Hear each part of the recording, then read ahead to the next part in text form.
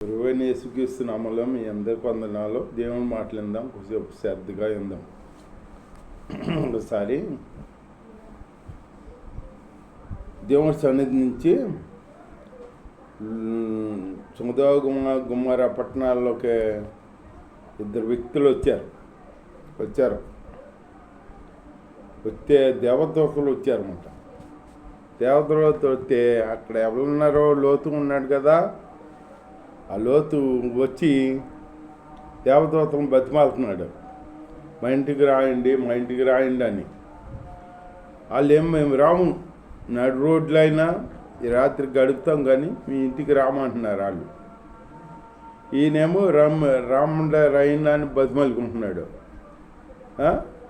అబ్రాహము రామానంగానే దేవదూతలు నువ్వు అన్నట్లే అని వెళ్ళారు.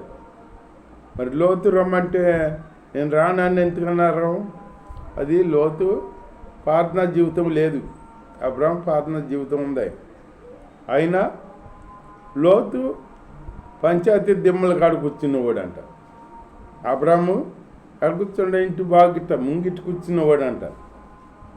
అందుకే అబ్రాహం ఆత్మీయుడు కనుక అబ్రాహం చెప్పగానే వస్తామన్నారు. లోతు బతిమాలుకున్నా రాను అంటున్నారు. ఆఖరికి బతిమాలుకోగా వచ్చారు వాళ్ళ ఇంటికి, లోతు ఇంటికి వచ్చారు. వస్తే ఇంట్లో వస్తే వాళ్ళు మంచి చెడ్డ చూసి వాళ్ళకి ఆతిథ్యం ఇవ్వాలని ఇల్లు ఆ పనులు ఈ పనులు చేస్తుంటే ఆ ఊర్లో జనం ఉన్నారు. ఆ జనం దుమ్మిగా వచ్చినట్టు వచ్చేసారు ఇంటి మీదకి. కొట్లాటకి వెళ్తారు చూడు, దుమ్మిదిగా అట్టగా వచ్చేసారనమాట. ఆ ఇంటి మీదకి వచ్చేసి లోతు అని అంటున్నారా, నీ ఇంటికి వచ్చారుగా దేవదూతలు ఇద్దరు, వాళ్ళు ఎవరో వచ్చారుగా, వాళ్ళు చక్కగా ఉన్నారు మంచిగా, వాళ్ళని బయటికి పంపు, వాళ్ళని మేము అనుమతించాలి, వాళ్ళతో మేము సాంగత్యం చేయాలి, వాళ్ళని మేము అనుమతించాలి అంటున్నారు. అంటుంటే ఈ లోతు అంటున్నాడు, అయ్యలారా నా ఇంటికి అతిథులు వచ్చారో అతిథుల్ని మీరు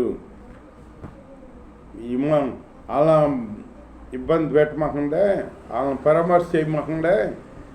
మీకు కావాలంటే నాకు ఇద్దరు కూతురులు ఉన్నారు, పురుషుని ముఖం ఎరిగిన వాళ్ళు, వాళ్ళని బయటికి పంపుతా, మీ ఇష్టం వచ్చినట్టు చేసుకోండి.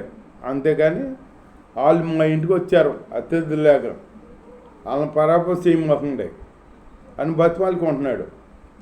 బతిమాలుకుంటుంటే దేవుడి స్తోత్రం వీళ్ళు అంటారా, ఏయ్ ఎవడురా, ఈ ఊరికి ప్రయాసకు వచ్చావురా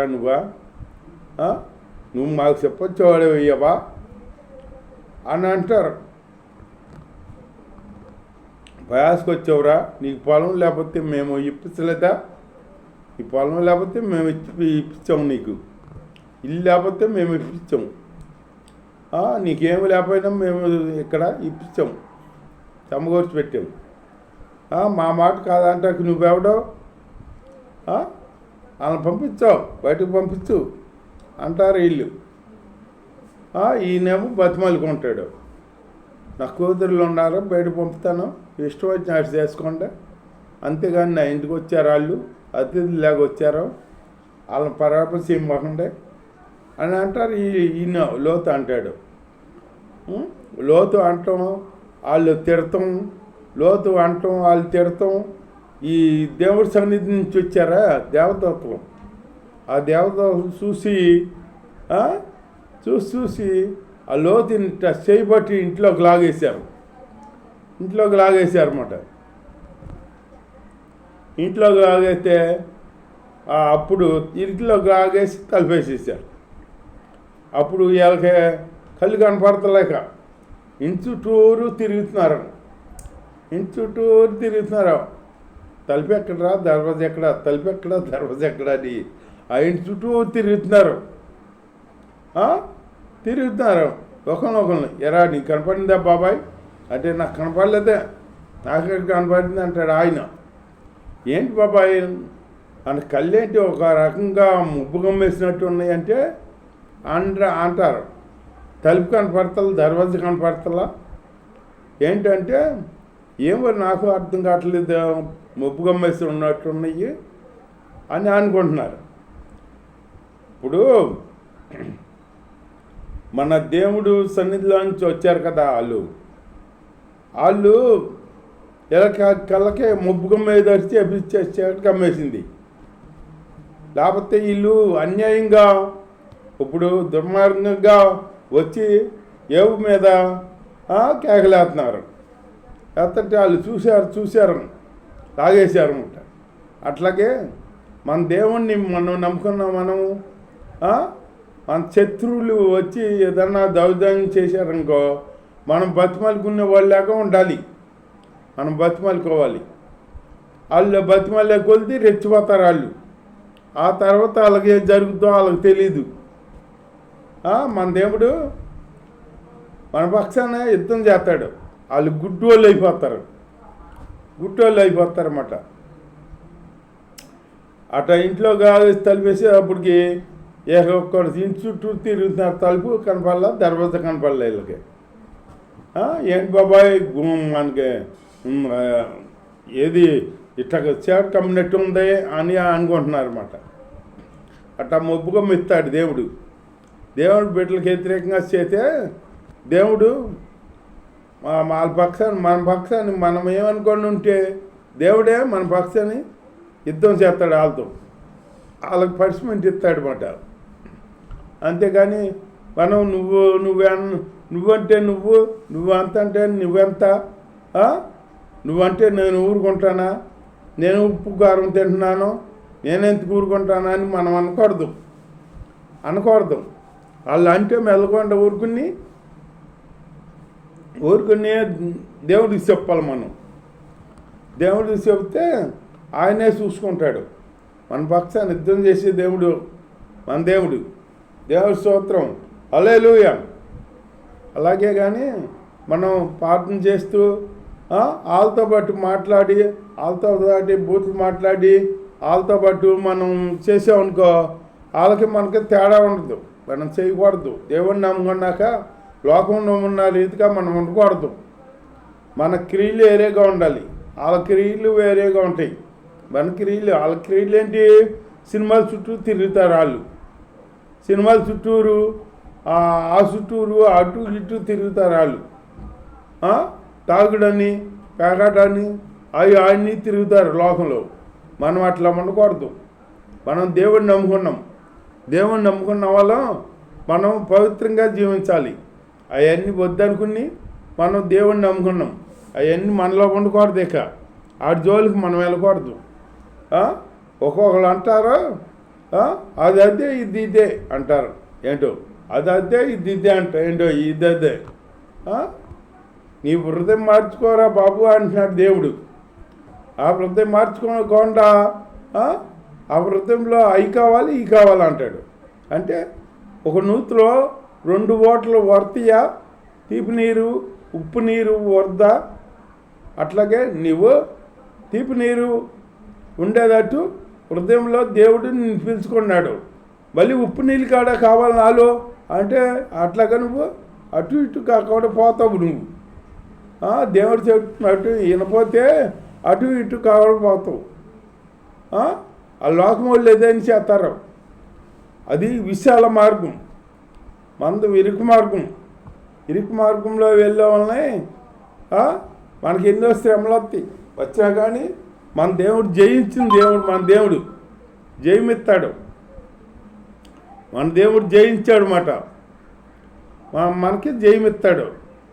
అంతేగాని శ్రమరంగానే ఏంటి ఏం ప్రార్థన ఏం దేవుడు అని మనం విసుక్కోకూడదు. లోకంలో ఉన్నప్పుడే బాగుంది, దేవుని నమ్ముకున్నాక ఇన్ని శ్రమలు వస్తున్నాయి, ఇన్ని ఇది వస్తున్నాయి, మనకి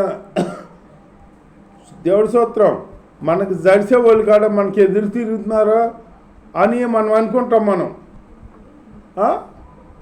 అనుకుంటాం అని ఏం దేవుడు అది ఇది అని ప్రార్థన లేదు గీతన లేదు అని మానేస్తారు కొందరు. మానకూడదు. నువ్వు నాగట మీద చేయి వేస్తున్నట్టు వెనక్కి తిరగకూడదు. నాగటి మీద చేయి వేసి వెనక్కి తిరిగినోడు నాకు పాత్రుడు కాడా అన్నాడు దేవుడు. పాత్రుడు కాదు. నీవు ముందున్న వాటి వరకే ఎగిలి పడాలి, నీ గురువు వాటికే వెళ్ళాలి. నీకు తోడు దేవుడు ఉంటాడు. మన దేవుడు జయించిన వాడు జయమిస్తాడు, అంతేగాని అపజయం పాలు చేసే దేవుడు కాదు మన దేవుడు. కాకపోతే శోధనలో నువ్వు శ్రమలు వస్తే తట్టుకుంటావా లేదా అని శ్రమలు పెడతాడనమాట. అంతేగాని మన శ్రమలో మనం పెట్టడం, అధికమైన శ్రమలు పెట్టడం, మనం తట్టుకునే శ్రమలే దేవుడు పెడతాడనమాట. అయికాడ తట్టుకోలేకపోతే ఇంకెందుకు నువ్వు మనిషిగా నువ్వు దేవుణ్ణి సంపాదించుకోలేవు. దేవుని సంపాదించుకోవాలంటే నువ్వు కొన్ని వదులుకోవాలి. నీ శరీర ఏస్తులు వదులుకోవాలి, నీ శరీర కోరికలు చంపుకోవాలి. చంపుకొని నువ్వు జీవించాలన్నమాట. పరిశుద్ధంగా జీవించాలి. మన దేవుడు పరిశుద్ధుడు కనుక మనం కూడా పరిశుద్ధిగా ఉండాలన్నమాట. ఇంతవరకు చేసినట్టు ఆ సినిమాల చుట్టూ తిరుగుతాం, ఆ రౌడీల మొక్కతో వెళ్తాం, అవి శాతం పేకాటని పందాలని అవన్నీ వెళ్తాం. అట్లా చేస్తే నువ్వు దేవుణ్ణి సంపాదించుకోలేవు.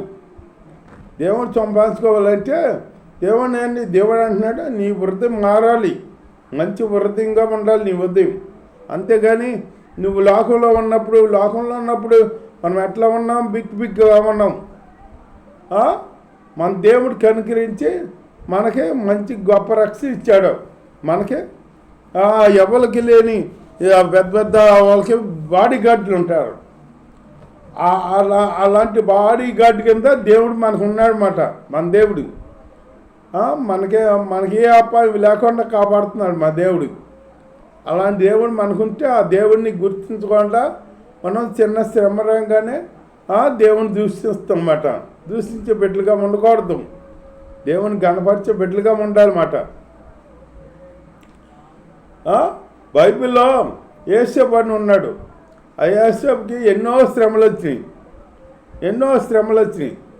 అన్నలే సంపాలని చూశారు. అయినా కానీ దేవుడు ఉన్నాడు. దేవుడు జయమిస్తానే ఉన్నాడు. యేసేపు వెంట ఉంటానే ఉన్నాడు. అన్నలో సంపాలని కళ్ళగానే ఎవడు వస్తున్నాడు, ఇన్ని గోతులో పడేద్దాం, నీ గోతులో పడేసి మళ్ళీ ఇస్మాయిల్కి అమ్మేసి ఇవన్నీ చేస్తే దేవుడు తోడుగా ఉండి జయమిస్తానే ఉన్నాడు. యేసేపుకి ఇస్తానే ఉన్నాడు. చివరికి ఇట్లా చేసి యేసేపుకి శ్రమ పెట్టి ఇట్లా బాధ పెట్టిన వాళ్ళు ఈ అన్నలే ఆ యేసేపు దగ్గరికి వెళ్ళాడనమాట. యేసేపు అది తెలియక ఐగుప్తీ దేశంలో ధాన్యం అమ్మేటప్పుడు యేసేపు ఈ అన్నలు వెళ్ళారన్నమాట. వెళ్ళి యేసేపు అని తెలీదు.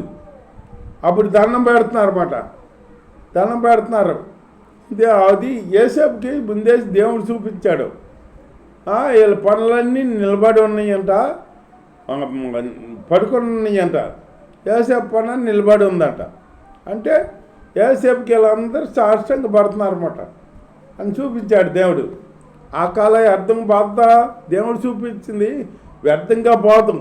ఎప్పటికైనా నెరవేరుతాడు దేవుడు స్తోత్రం. యేసేపు తోడుకున్నాడు, అన్ని విషయాల్లో తోడుకుండి యేసేపు జయించాడు. ఆఖరికి ఐగుప్తీ దేశంలో సింహాసనం మీద కూర్చోబెట్టాడనమాట. యేసేపుని సింహాసనం మీద కూర్చోబెడితే అక్కడ అప్పుడు ధాన్యం నిలబెడితే అప్పుడు వీళ్ళందరూ వెళ్ళి యేసేపు దగ్గర కొనుక్కున్నారన్నమాట ధాన్యం. యేసేపుకి అందరికీ ధాన్యం తింటాకి అమ్మాడన్నమాట, నిల్వ చేసి. అంత జ్ఞానం ఇచ్చాడు యేసేపుకి. రాజే నేను చేయలేను, నీకున్న జ్ఞానం ఎవరికి లేదు, నీవే ఇది చెయ్యాలి అని చెప్పి రాజే సింహాసనం ఇచ్చి కూర్చోమెట్టాడనమాట యేసేపుని. అప్పుడు యేసేపు ఇవన్నీ చేశాడనమాట. ధాన్యం నిలవేసి అందరికీ అమ్మాడనమాట. అందరికీ దీవెనకరంగా ఉన్నారు. చివరికి అన్నదమ్ములే వచ్చి సాష్టాంగా నమస్కారం చేసి మాకు ధాన్యం తింటాకి ధాన్యం లేదు, మాకు ఈ ఉమ్మని అమ్మతాకి కొనుక్కుంటా వచ్చారన్నమాట.